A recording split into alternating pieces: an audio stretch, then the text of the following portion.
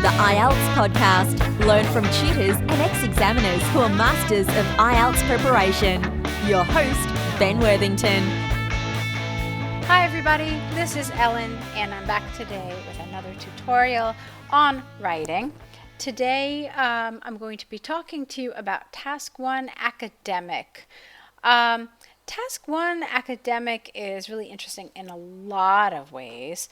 I think that a lot of people really underestimate it.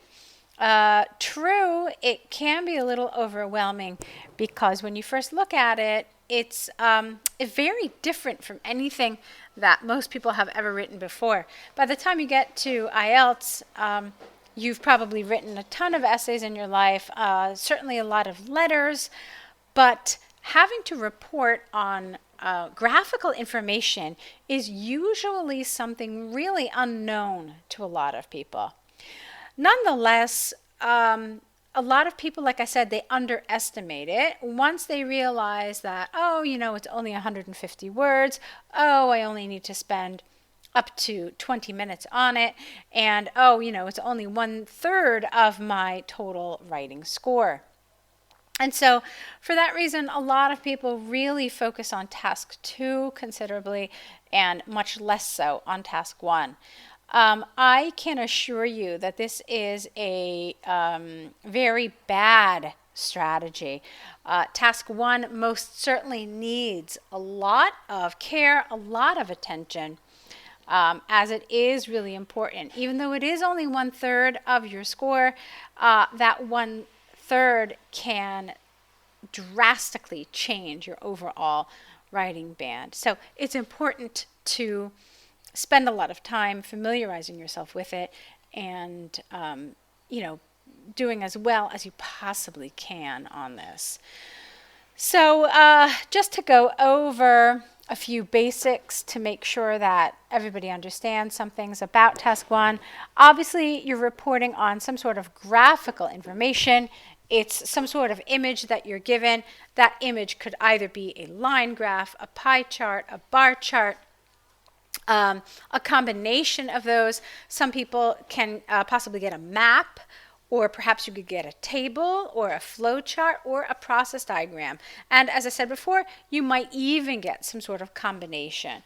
Okay, so all of these really need different kind of attention and a different kind of approach. As I've also mentioned in some other podcasts that I've done in the past, there's also a difference between a dynamic chart and a static chart. They also require different language. A dynamic chart is one that shows change over time, and so that requires you to use some different kind of language. And a static chart is really just showing you one image with no change. It could just be, maybe a month in question, a year in question, but there's no change happening. And so the language you're going to use in something like that is really different, as of course the language is in maps and in process diagrams. Okay, so just a couple of basic things I want to get into. So the subject of today's podcast is how to get a Band 9. I know the Band 9 kind of seems like this unreachable goal. And the truth is that I have very, very seldom seen Band 9s. I'm sure that they're given out there somewhere, but they are really rather rare. So in order to understand what makes a Band 9, it's important to understand the grading criteria for Task 1. And so for this reason, if you are able to, I'd like you to refer to the band descriptors for Task 1. As I'm sure you know, the band descriptors for Task 1 are the same whether it's for general or academic. There are sections where it will say specifically that, this refers only to general, and other places where it'll say this refers only to academic. But definitely refer to the band descriptors so that you can get an idea of what's involved here. Okay? So I'm going to refer to mine straight away as well. Obviously, we have task achievement, we have coherence and cohesion, we have lexical resources, and grammatical range and accuracy. So when you look at task achievement, it really doesn't say a lot for Band 9, does it? It actually says very few things. What you'll see is that it says basically that the writing fully satisfies the requirements and it is a fully developed response. Well, that doesn't really tell us a lot.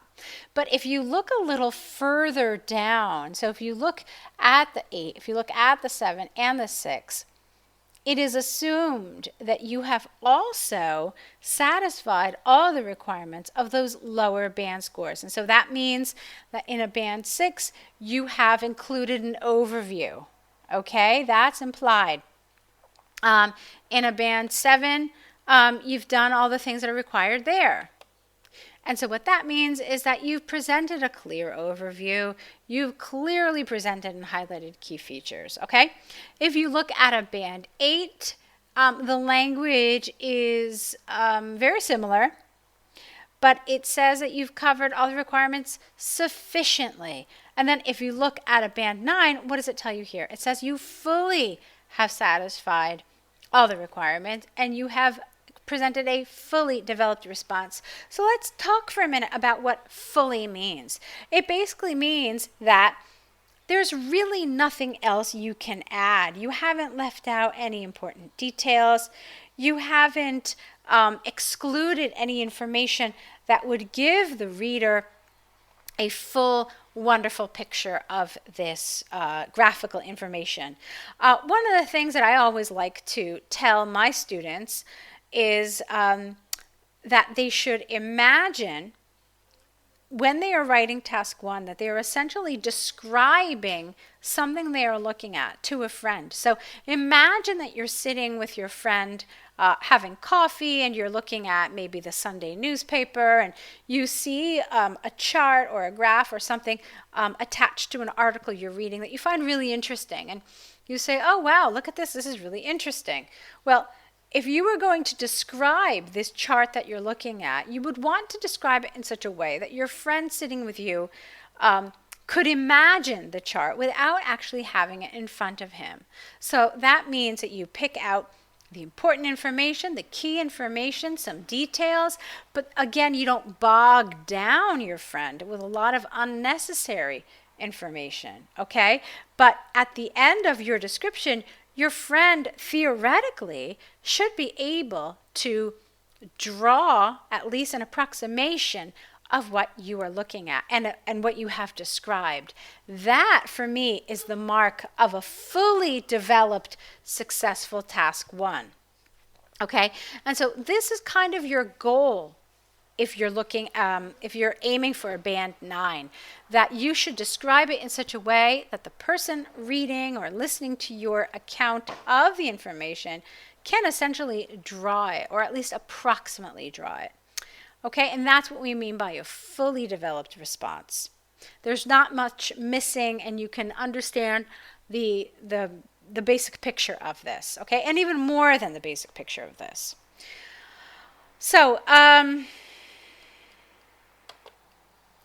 the next criterion that we have to talk about, of course, is coherence and cohesion, which if you've followed any of the tutorials I've done in the past, you've probably understood that this is one of my favorite criteria in IELTS marking.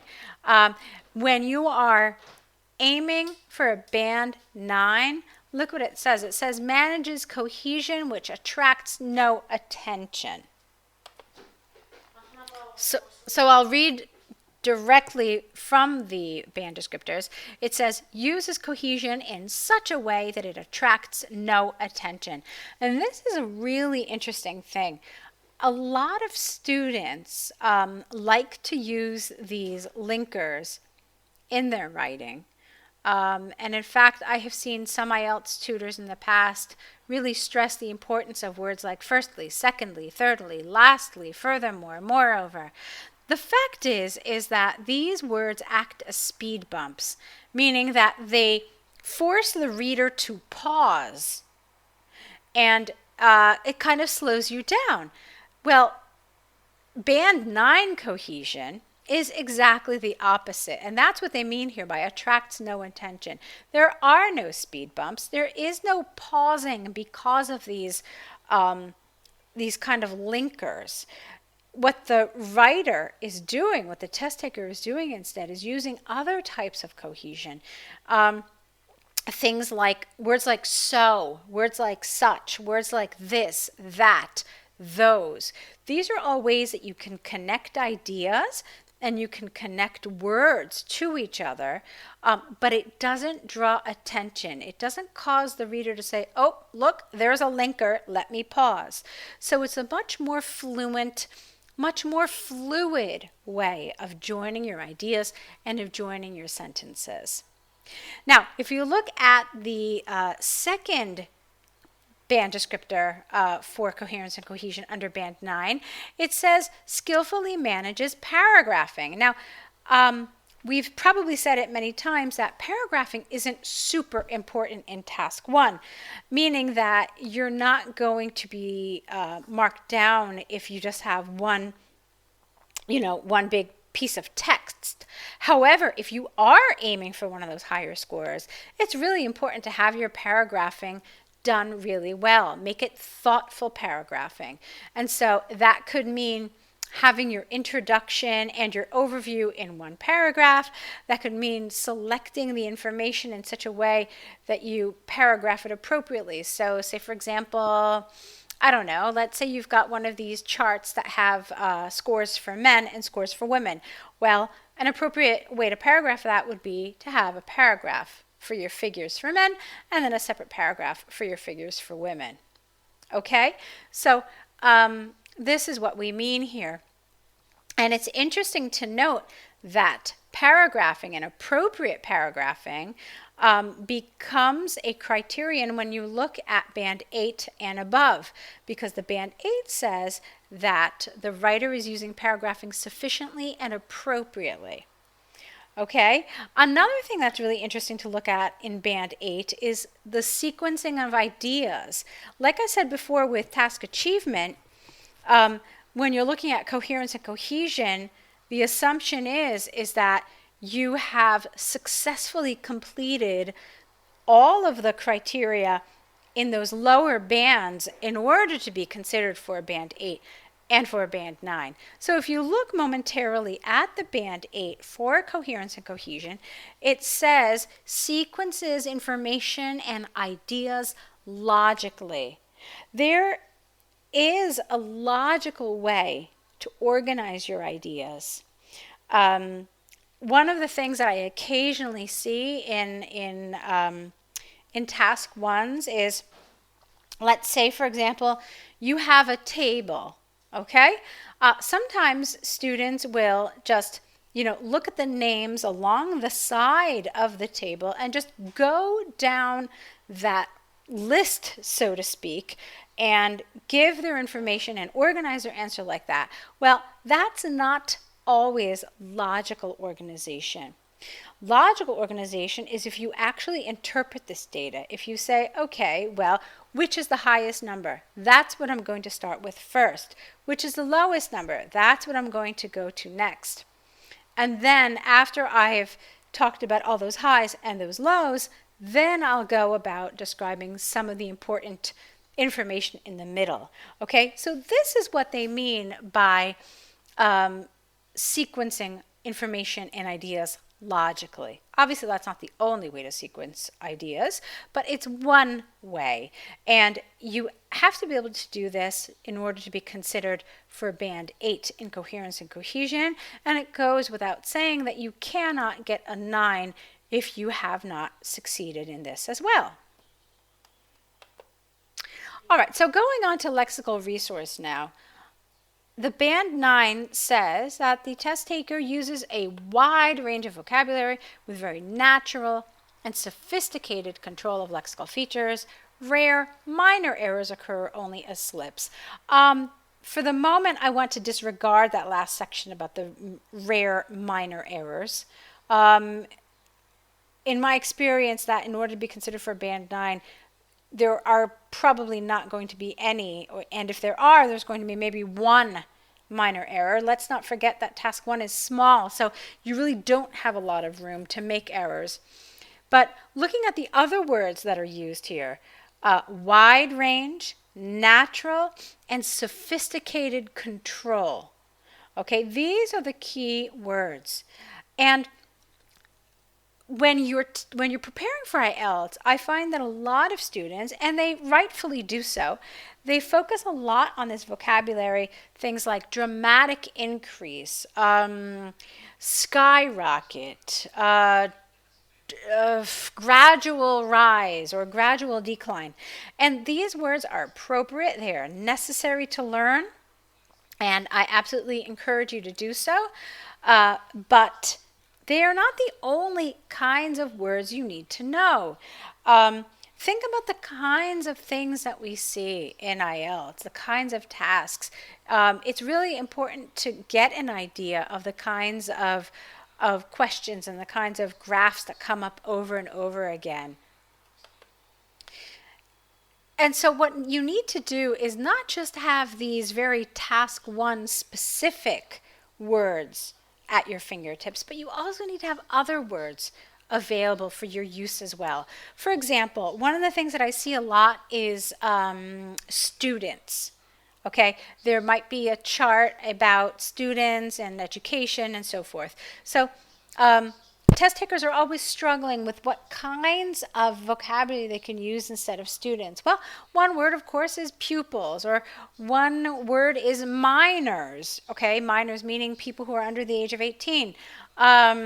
Sometimes people use words inappropriately, though, like scholars, which has a much different meaning. So you need to get an idea of the kinds of tasks that are being given, and make sure that you have the appropriate vocabulary. One word that I see a lot is people participate in, and it's the kind of word that people repeat over and over and over. So you have to find other ways to use this kind of, to express this kind of idea. Maybe you would want to use the word partake. So rather than people participating in sports, you could say people who partook in this activity. Okay? Or people who were involved in this activity. So think about alternative ways and different ways to express the same kinds of ideas. Okay? Because if you're using the same vocabulary over and over again, then this is not the mark of a Band 9 Task 1.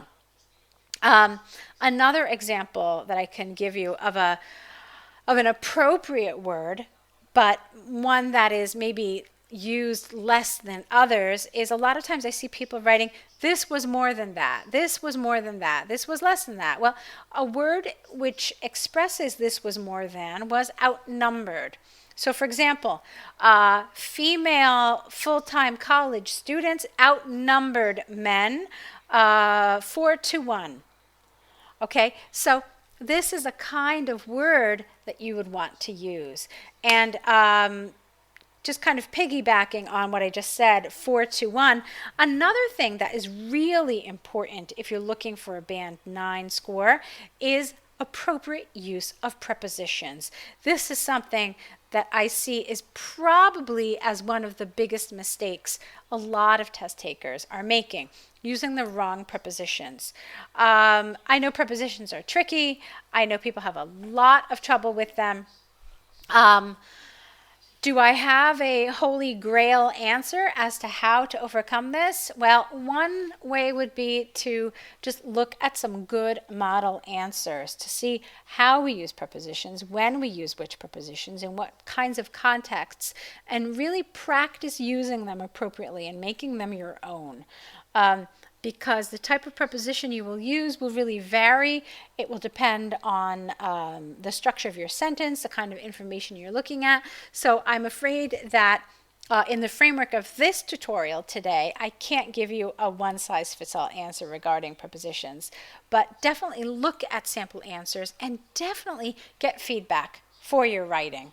Okay, this is really important because if you are taking risks and you are trying different things with your writing, thinking, you know, hey, maybe here I need an in instead of a for, maybe here I need a to instead of an on. It's really important to have someone review your writing and tell you, yeah, well, here you can't use this preposition, you need to do this instead, okay? So that's a really important key. Even if you are self-preparing, which I know a lot of you are, but even if you are self-preparing, do have someone look at your writing, somebody experienced, somebody who knows IELTS, to tell you, this is working, this is not working. Okay, and the last criterion that I want to talk about today in order to get a Band 9, of course, is grammar. In order to be considered for a Band 9 in grammatical range and accuracy, you're supposed to have a wide range of structures. You're supposed to show full flexibility and accuracy. Okay, well, the accuracy part is pretty easy to understand. It means you're not making a lot of mistakes. Yeah, and that's true. But you have to do other things as well. So again, just for a moment, let's look at some of those lower band criteria to see what is being asked there. In a Band 7, we see that you're supposed to use a variety of complex structures. At the Band 8, it says a wide range of structures, okay, which is pretty similar to the Band 9, so not a lot of difference. But the point is that they are expecting us at this level to use complex structures. So I know a lot of IELTS test takers are then thinking, well, how can I possibly use a lot of complex structures in a piece of writing which is rather dry, really, and I'm only supposed to be writing for about 15-20 minutes, and it's only like 150 words. Well, all of these concerns are really valid, but the fact is that there are certain grammatical structures that work really, really nicely in a Task 1. So one of the types of sentences that we want to use for our language to be complex in Task 1 is some of these sentences that have contrast. So words like although, words like despite, words like while. So what do I mean? Something like, let me think of an example for you. Although female full-time students rose over the period, the number of male students declined. Okay? Or you could try it with despite. Despite the increase in female full-time student numbers, those of male full-time students fell dramatically. Okay, and so that's a complex sentence. Obviously, you're not going to have, a Task 1 full of just that kind of structure, but it is one type of structure you can use. Okay, another type of structure that is considered complex is something called a cleft sentence. Look it up, whether you have an advanced grammar book or maybe you want to look it up online, but it's called cleft. And what it is there are a couple of different ways to do it.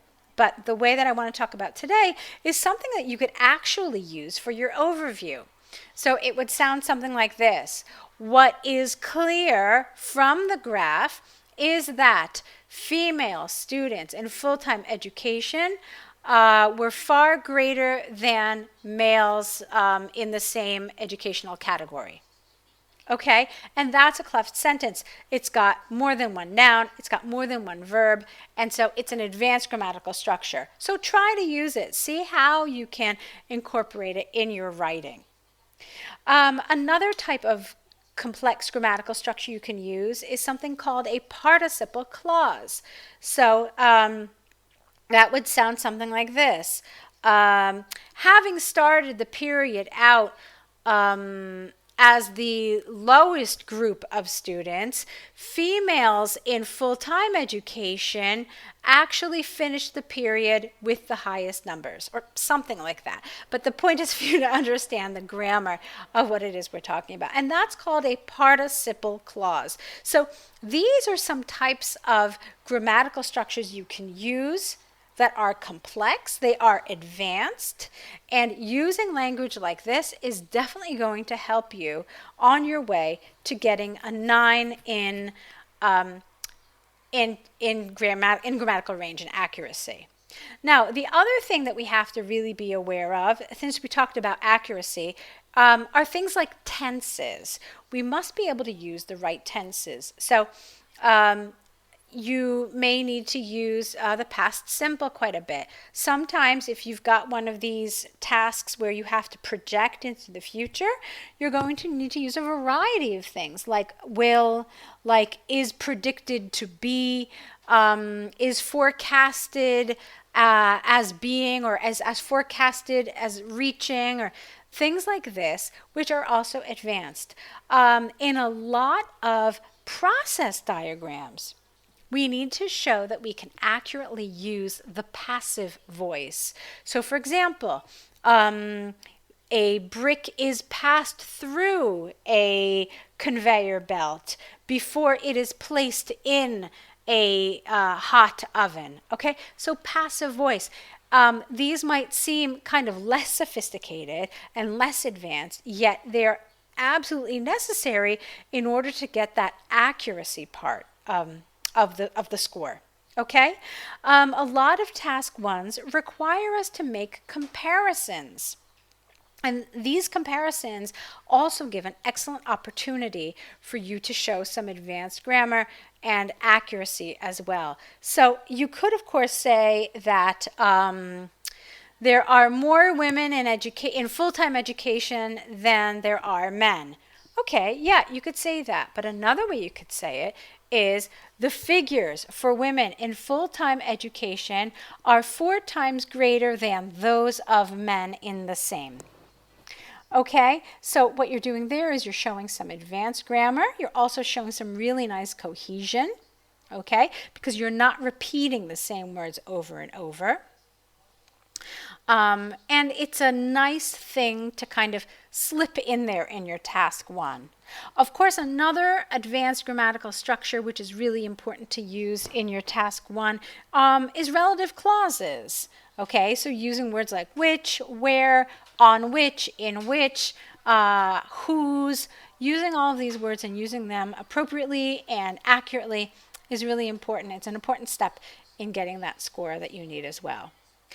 One last thing that I want to talk about is adverbs. So words like dramatically, drastically, gradually.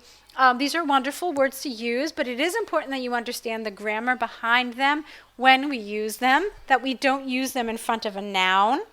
Okay, they need to be used either with an adjective or with a verb, and they also have to be placed appropriately. So these are some things that are kind of maybe intermediate, elementary grammatical points, but again, it'll be impossible to get a band 9 if you're getting these wrong, okay? Even if the rest of your grammar is on point and it's accurate and it's beautiful and it's, complex and advanced, if you're getting these basic things wrong, well then an examiner is not going to look at some basic grammatical errors very leniently. So keep that in mind when you write. Your basic, your elementary grammar is just as important as some of these higher level structures that you're using. Okay, so I hope that you enjoyed this podcast about how to get a band 9 in task 1. Task 1 can be challenging, but it's also a really interesting piece of writing just because it's so different from task 2. It's a challenge, and we're here, of course, to help you to improve and to do as well as you can on your IELTS test. So definitely check out our essay correction packages, or of course the online course, which tells you everything you need to know about everything IELTS. I definitely encourage you to look at all of the options that are available to work with us. Okay, so best of luck to all of you. Good luck with IELTS.